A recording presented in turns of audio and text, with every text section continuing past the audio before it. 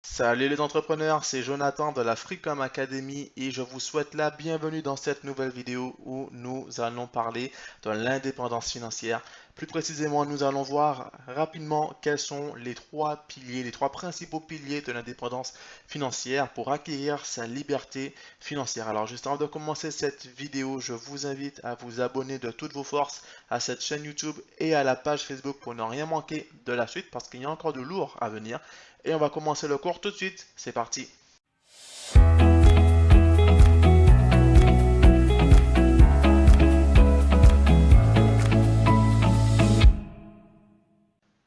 Alors, comme je vous l'ai dit en introduction de cette vidéo, aujourd'hui nous allons parler de l'indépendance financière. Pourquoi? Parce que c'est l'objectif de l'Africom Academy. L'Africom Academy a été fondée pour permettre à ses membres d'accéder le plus rapidement que possible à leur indépendance financière, à leur liberté financière. Alors, l'indépendance financière s'acquiert principalement par trois piliers qu'on va voir ensemble, plus un dernier pilier que l'on verra à la fin de cette courte vidéo. Alors le premier pilier, le pilier le plus important pour acquérir son indépendance financière, la première étape, la première porte d'entrée, et si vous suivez bien toutes les vidéos de l'Africom Academy, vous avez compris de quoi je parle. Je parle évidemment de l'entrepreneuriat.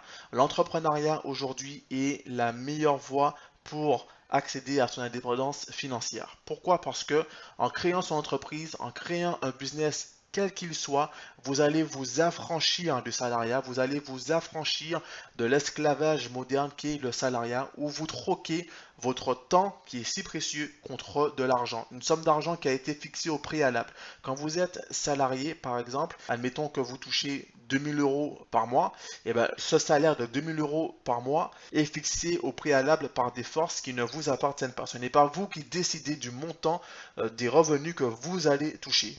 Par conséquent, vous n'avez pas le contrôle sur vos revenus. À partir du moment où vous êtes dans le salariat, vous n'avez pas le contrôle sur la provenance et la quantité de vos revenus et par conséquent, vous n'avez pas un vrai contrôle sur vos finances. Celui qui ne contrôle pas ses revenus ne contrôle pas ses finances. Même si certaines personnes pourront vous dire le contraire, croyez-moi, si vous n'avez pas le contrôle sur la source de vos revenus, vous n'avez pas le contrôle sur vos finances. Admettons que vous touchez 2000 euros par mois. Si vous désirez par exemple gagner 10 000 euros par mois, quand vous êtes dans l'entrepreneuriat et que vous allez voir votre patron en lui expliquant que vous voulez une augmentation de 8 000 euros par mois net, vous avez beaucoup de chances d'être mis à la porte par votre patron.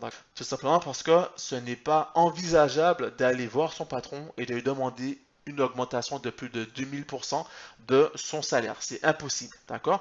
Par contre, dans l'entrepreneuriat, là, oui, vous avez un contrôle sur vos finances. Dans l'entrepreneuriat, vous pouvez décider, vous pouvez vous bâtir des plans d'action, des stratégies pour que vos finances passent d'un point A à un point B. Grâce à l'entrepreneuriat, vous avez un pouvoir illimité, un contrôle illimité sur vos finances. Alors l'entrepreneuriat, retenez bien, monter une entreprise, créer un business est la première étape pour accéder à son indépendance financière. Vous êtes maître de vous-même, cela requiert donc de l'autodiscipline, cela requiert également de prendre ses responsabilités, d'accord? Mais vous êtes responsable de vous-même. Vous devez vos revenus à vous-même et non pas à un patron ou à une force supérieure, à une administration qui décide pour vous de combien vous allez gagner ce mois-ci, d'accord? Ça sera vous qui allez décider, de par votre travail, de par vos objectifs, les revenus que vous allez percevoir. Et pour aller plus loin, il y a plusieurs formes d'entrepreneuriat, vous êtes d'accord avec moi, mais la meilleure forme d'entrepreneuriat, du moins la forme la plus accessible par tous, est l'e-commerce. Et ça, si vous suivez l'Africom Academy, vous savez que on ne jure que par l'e-commerce. L'e-commerce aujourd'hui est la meilleure porte d'entrée vers sa liberté financière. Créer son entreprise en ligne vous permet depuis votre ordinateur de toucher potentiellement le monde entier. Si vous êtes sur un marché francophone, la francophonie résonne dans le monde entier. Vous pouvez toucher des prospects, des clients dans toutes les zones géographiques du monde où l'on parle le français. Et même si vous êtes français, vous pouvez très bien attaquer un marché anglophone avec un business anglophone. Vous pouvez très bien attaquer un marché hispanophone avec un business hispanophone, un marché germanophone avec un business germanophone. Le tout depuis votre ordinateur. Internet a fabriqué plus de millionnaires durant ces 10 dernières années que durant ces derniers siècles. Ce n'est pas pour rien parce qu'avec Internet, on peut toucher le monde entier en une fois. Voilà pourquoi chez l'Africom Academy, on vous donne des stratégies et des plans d'action pour monter votre entreprise en ligne avec l'e-commerce et générer des revenus confortables avec l'e-commerce. Parce que l'e-commerce ne requiert pas un budget énorme. L'e-commerce d'aujourd'hui, je parle, parce qu'évidemment, il y a 20 ans, ce n'était pas faisable. Mais aujourd'hui, vous avez tous les moyens, vous avez tous les outils pour pouvoir démarrer un business avec un budget infime, mais vraiment infime. Que ce soit du dropshipping, que ce soit de l'affiliation, que ce soit de prix on demande, qui est une forme de dropshipping, que ce soit Amazon FBA, vous avez les moyens de vous lancer avec un budget inférieur à 1000 euros et ensuite générer des revenus de manière exponentielle sans limite. D'accord? Je dis bien sans limite, puisque beaucoup de personnes, quand elles débutent, aiment bien se fixer des limites. C'est normal. Elles sortent du salariat avec des petits salaires et elles se disent qu'elles vont gagner ce même salaire par mois.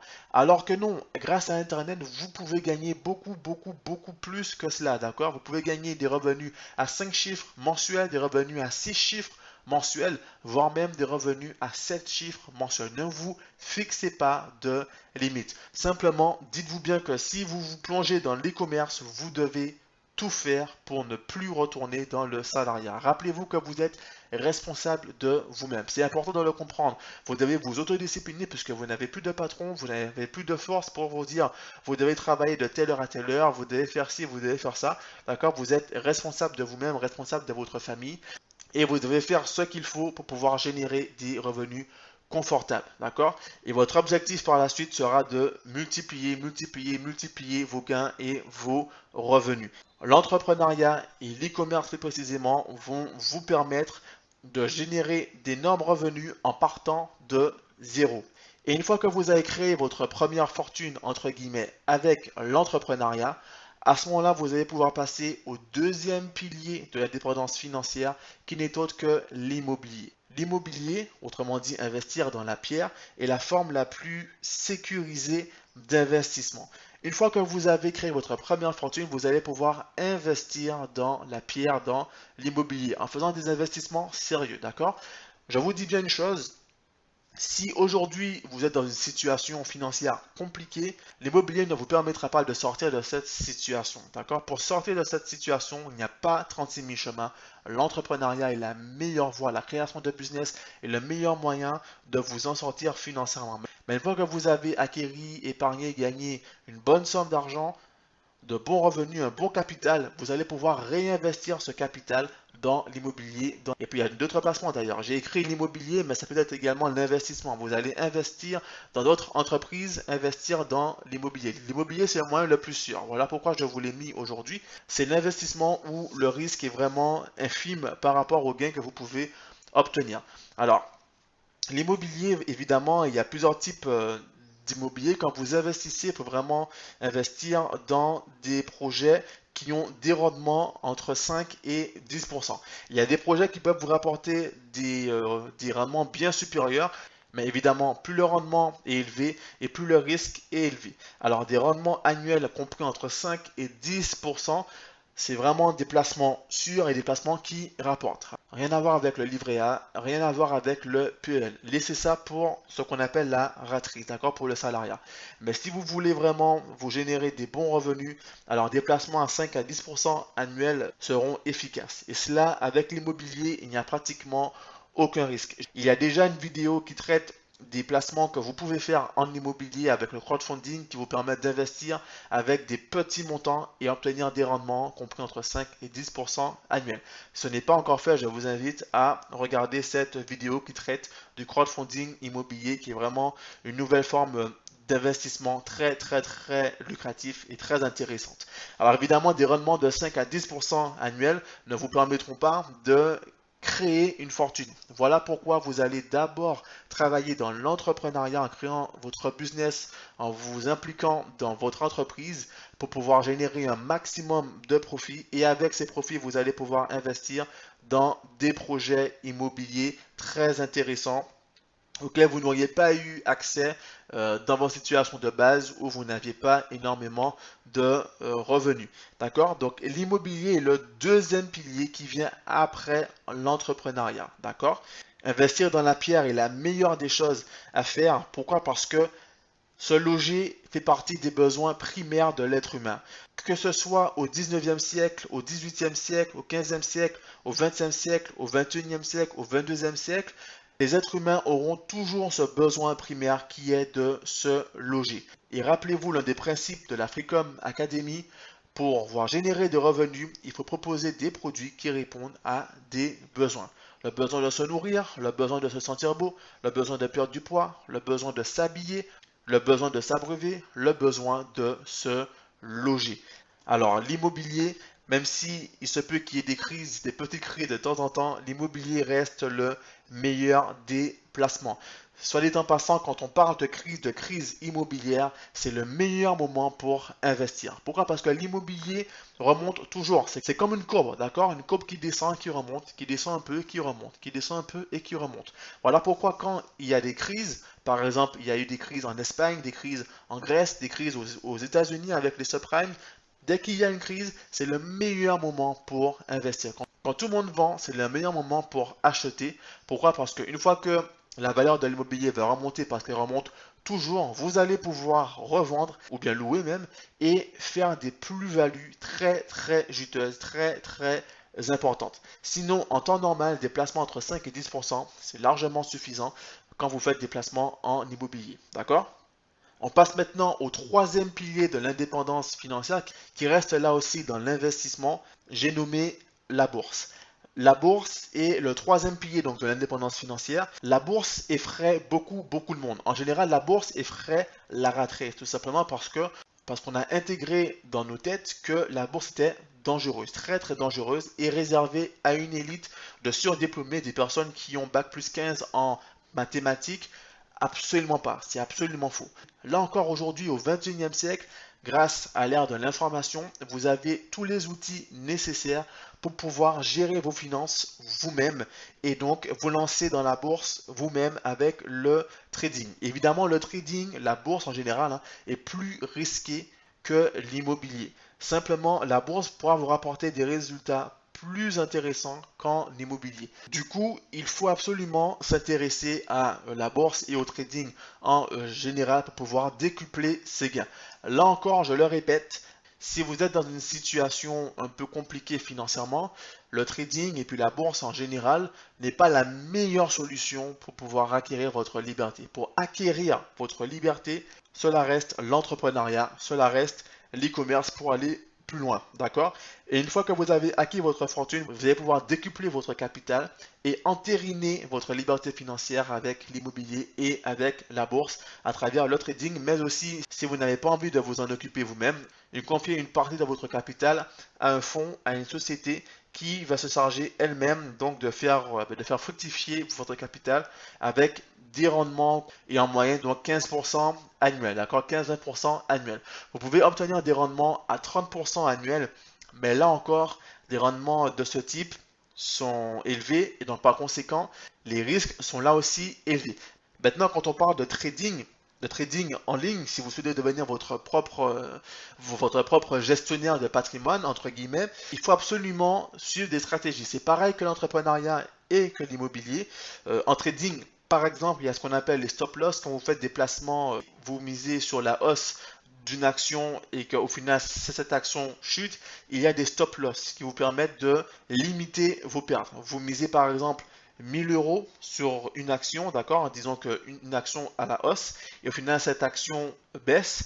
Si cette action baisse, vous pouvez donc limiter votre perte et donc récupérer vos gains par exemple à 800 euros. Vous avez misé 1000 euros, les possibilités de gains sont infinies et en termes de perte, vous perdez seulement 200 euros et donc vous récupérez 800 euros. Seuls les amateurs, vraiment seuls les amateurs vont perdre la totalité de leur investissement en bourse. Pourquoi? Parce qu'ils ne se sont pas former. Se former est capital en trading, tout comme en immobilier et en entrepreneuriat.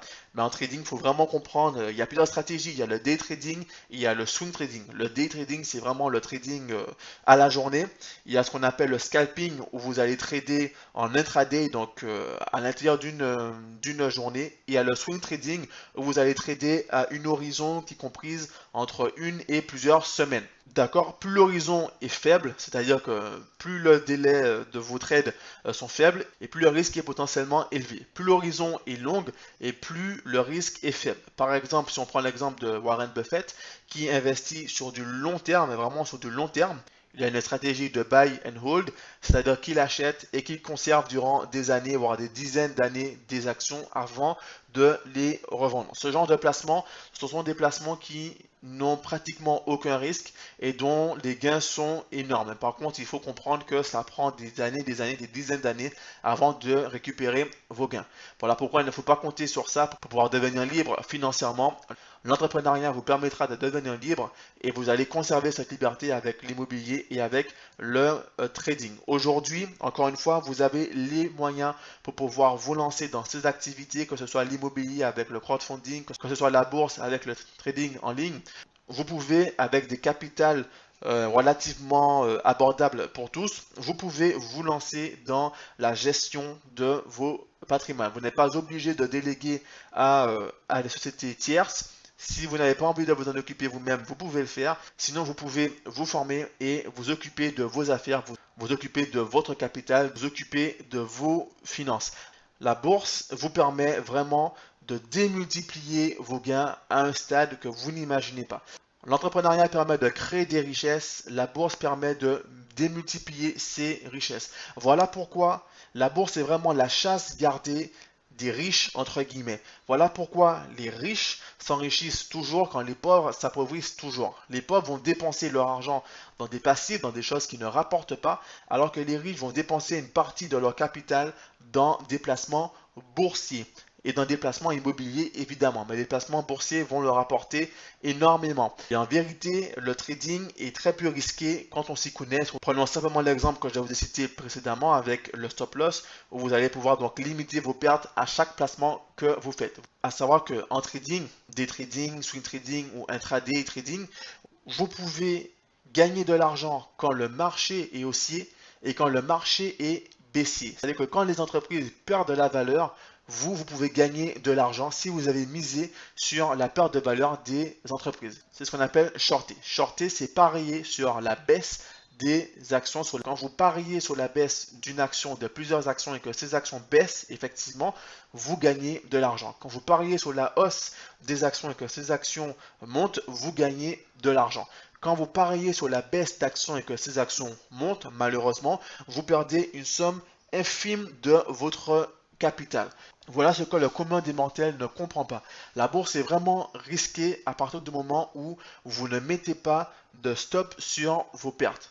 D'ailleurs, cela, il y a plusieurs moyens d'analyser un marché pour savoir s'il va monter, s'il va baisser. Il y a par exemple l'analyse fondamentale et l'analyse technique. L'analyse fondamentale est basée vraiment sur les chiffres d'une entreprise, son chiffre d'affaires, ses bénéfices, etc. Et l'analyse technique est basée vraiment sur les graphiques, les courbes que vont vous afficher vos plateformes de trading qui analysent en temps réel donc la situation d'une action. Et donc on peut voir à sa courbe et avec des indices et puis d'autres outils, on peut analyser si une courbe va baisser, si une courbe va monter et ainsi on peut se positionner. Voilà. À côté de ça, il y a d'autres investissements comme par exemple les crypto-monnaies. On a eu par exemple la vague avec les bitcoins.